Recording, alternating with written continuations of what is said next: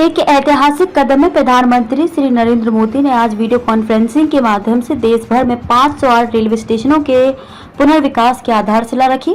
24,470 करोड़ रुपए से अधिक की लागत से पुनर्विकसित ये 508 स्टेशन 27 राज्यों और केंद्र शासित प्रदेशों में फैले हुए हैं, जिनमें उत्तर प्रदेश और राजस्थान में 55-55, बिहार में 49, महाराष्ट्र में 44, पश्चिम बंगाल में 37, मध्य प्रदेश में 34 स्टेशन शामिल हैं। असम में 32, ओडिशा में 25, पंजाब में 22, गुजरात और तेलंगाना में 21-21, झारखंड में 20, आंध्र प्रदेश और तमिलनाडु में 18-18, हरियाणा में 15 और कर्नाटक में 13 और अन्य। प्रधानमंत्री ने दुनिया में भारत के बढ़ते कद को रेखांकित किया और भारत में बढ़ती वैश्विक रुचि पर प्रकाश डाला। उन्होंने इसके लिए दो प्रमुख कारकों को श्रेय दिया। पहला, भारत की जनता द्वारा एक स्थिर पूर्ण बहुमत वाली सरकार का चुनाव और दूसरा, सरकार ने महत्वाकांक्षी फैसले लिए और लोगों की आकांक्षाओं के अनुरूप उनके विकास के लिए लगातार काम किया। उन्होंने इस बात पर जोर दिया कि भारतीय रेलवे भी इसका प्रतीक है। उन्होंने अपनी बात को स्पष्ट करने के लिए रेल क्षेत्र के विस्तार के तथ्य प्रस्तुत किए। उन्होंने कहा कि पिछले 9 वर्षों में देश में बिछाए गए ट्रैक की लंबाई दक्षिण अफ्रीका, यूक्रेन, पोलैंड, यूके और स्वीडन के संयुक्त रेलवे नेटवर्क से भी अधिक है। भारतीय रेलवे में विस्तार के पैमाने को परिप्रेक्ष्य में रखते हुए प्रधानमंत्री ने आगे कहा कि पिछले वर्ष में भारत ने दक्षिण कोरिया, न्यूजीलैंड और ऑस्ट्रेलिया के संयुक्त रेलवे नेटवर्क की तुलना में अधिक रेलवे ट्रैक बिछाए। उन्होंने कहा कि आज सरकार रेल यात्रा को सुलभ के साथ साथ सुखद बनाने के लिए भी काम कर रही है। उन्होंने कहा कि प्रयास ट्रेन से स्टेशन तक सर्वोत्तम संभव अनुभव प्रदान करना है। उन्होंने प्लेटफॉर्मों पर बेहतर बैठने की व्यवस्था, उन्नत प्रतीक्षालय और हजारों स्टेशनों पर मुफ्त वाईफाई का उल्लेख किया।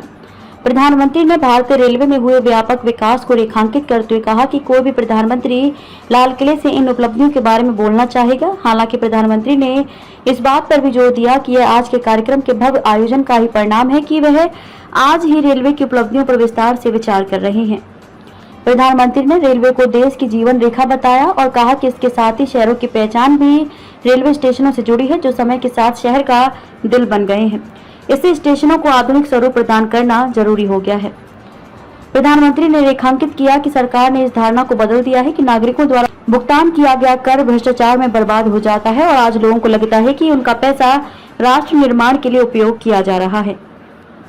उन्होंने कहा कि बढ़ती सुविधाओं और जीवन यापन में आसानी के कारण कर चुकाने वाले लोगों की संख्या बढ़ रही है। प्रधानमंत्री ने उस समय का जिक्र किया जब देश में 2 लाख रुपए तक की आय पर टैक्स लगता था, जबकि आज 7 लाख रुपए तक की आय पर टैक्स नहीं लगता है।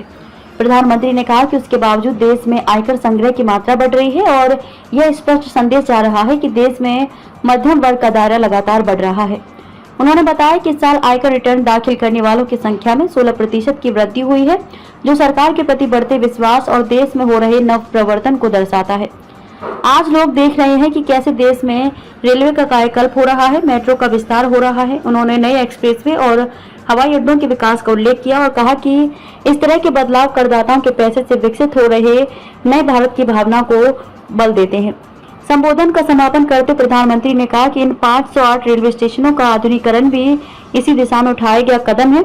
मैं आपको विश्वास दिलाता हूं, अमृत भारत स्टेशन भारतीय रेलवे के इस बदलाव को एक नई ऊंचाई पर ले जाएंगे। विकसित होने के लक्ष्य की तरफ कदम बढ़ा रहा भारत अपने अमृत काल के प्रारंभ में है।